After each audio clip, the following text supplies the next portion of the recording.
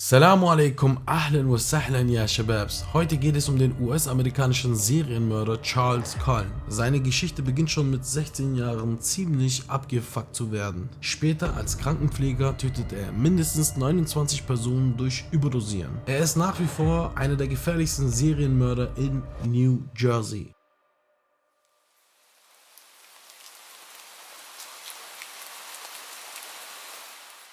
Charles Cullen wurde am 22. Februar 1960 im US-Bundesstaat New Jersey geboren. Er ist der jüngste von insgesamt 8 Kindern. Sein Vater Edmund Cullen war Busfahrer und als Charles 7 Monate alt war, starb Edmund. Nachdem der Vater von 8 Kindern starb, stand die Mutter Florence Cullen nun alleine da. Schon früh wird er von den Freunden seiner älteren Schwester gemobbt und auch in der Schule ist er unbeliebt. Bereits im Alter von 9 Jahren unternimmt er seinen ersten Selbstmordversuch, als er die Chemikalien eines Chemiebaukastens zu sich nimmt. Als Charles 17 Jahre alt war, verunglückt seine Mutter Florence bei einem Autounfall tödlich. Der tragische Tod seiner Mutter und auch seines Vaters brach die Familie endgültig auseinander. Es ist fast eigentlich immer das gleiche Bild mit den Serienmördern. Was haltet ihr davon? Soll ich mal so ein Analyse-Video machen, wo die meisten Gemeinsamkeiten von Serienmördern liegen, wo wir ein Profil von einem Serienmörder erstellen? Schreibt es unten in die Kommentare rein. Er wurde depressiv,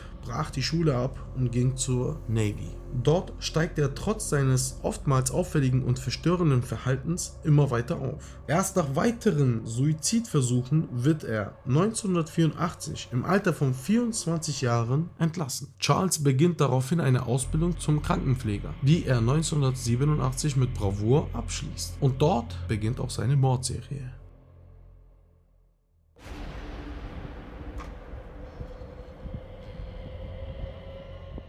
Am 11. Juni 1988, mit 28 Jahren, begeht Charles seinen ersten Mord. Insgesamt bringt er in dieser Zeit 11 Personen durch Überdosieren um. Erst als es im Krankenhaus auffällt, dass immer mehr Infusionsbeutel verschwinden, geht er auf Nummer sicher und kündigt seinen Job. Charles' Ehefrau Adriana Baum, die er 1987 heiratete und mit der er 2 Kinder hatte, lässt sich 1993, also nach rund 6 Jahren Ehe, von ihm scheiden, da sie ihm häusliche Gewalt vorwirft. Immer wieder habe er seltsames Verhalten gezeigt und zum Beispiel Haustiere gequält. Trotzdem erhält er ein geteiltes Sorgerecht für die Kinder. Kurz darauf wird er zu einer einjährigen Freiheitsstrafe verurteilt, nachdem er eine Arbeitskollegin belästigt und stalkte. Trotz eines darauffolgenden kurzen Aufenthalts in einer psychiatrischen Klinik und seiner beruflichen Vorgeschichte findet er schnell einen weiteren Job wieder als Krankenpfleger. Jetzt fragt man sich natürlicherweise, wieso ist das nicht aufgeflogen, als er als Krankenpfleger gearbeitet hat und so viele Menschen durch Überdosieren das Leben genommen hat. Ich kann es euch sagen, so wie auch fast heute war die Krankenpflege und ist, so wie auch heute die Krankenpflege, extrem unterbesetzt. Und dadurch, dass es so sehr unterbesetzt war, haben die Leute so viel zu tun gehabt und da hat man schnell den Überblick verloren, wie es auch teilweise heute noch so ist. So wechselt er oftmals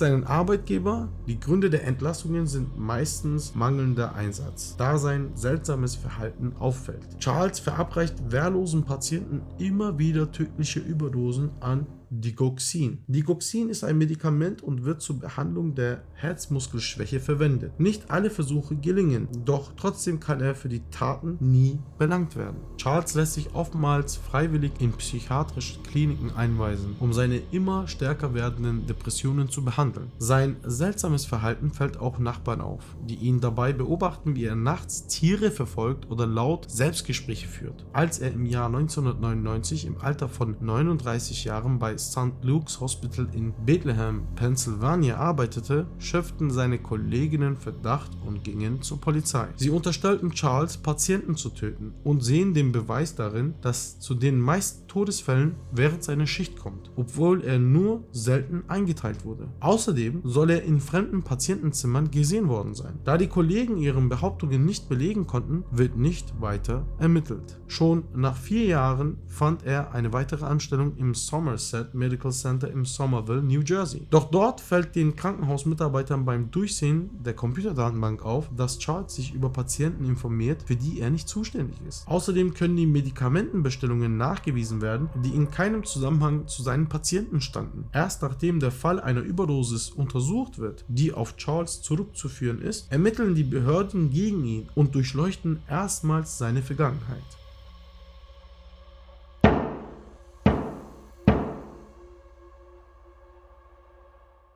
Am 14. Dezember 2003, im Alter von 43 Jahren, wird Charles wegen eines Mordes und eines versuchten Mordes verhaftet. Das waren die Fälle, an denen der Versuch seiner Überdosis nicht funktioniert hatte. Und es waren die Fälle, die ihm eindeutig mit Beweisen nachgewiesen werden konnten. Er bat seine Kooperation an, wenn ihm im Gegenzug kein Todesurteil erwarte. Charles gesteht viele weitere Morde und Mordversuche. Er wurde am 10. März 2006 zu 18 aufeinanderfolgenden lebenslangen Haftstrafen verurteilt. Wie viele Morde tatsächlich auf Charles gehen, bleibt ungeklärt. Der Serienmörder selbst spricht von etwa 45 Morden. Allerdings machte er bei den Verhörungen widersprüchliche Aussagen, sodass einige Ermittler davon ausgehen, dass er bis zu 400 Menschen durch Überdosis getötet haben könnte. Das würde ihn zum gefährlichsten Serienmörder der Kriminalgeschichte machen. Er meinte ebenso, er könne sich an Tötungen kaum mehr erinnern, es wären nur vernebelte Erinnerungen. Als Grund für die Morde gibt er an, er habe Patienten helfen wollen, die am Rande der, ich zitiere, Entmenschlichung standen, also die künstlich beatmet werden sollten. Im Widerspruch dazu erzählte er in einem anderen Verhör, er habe vollkommen spontan gehandelt.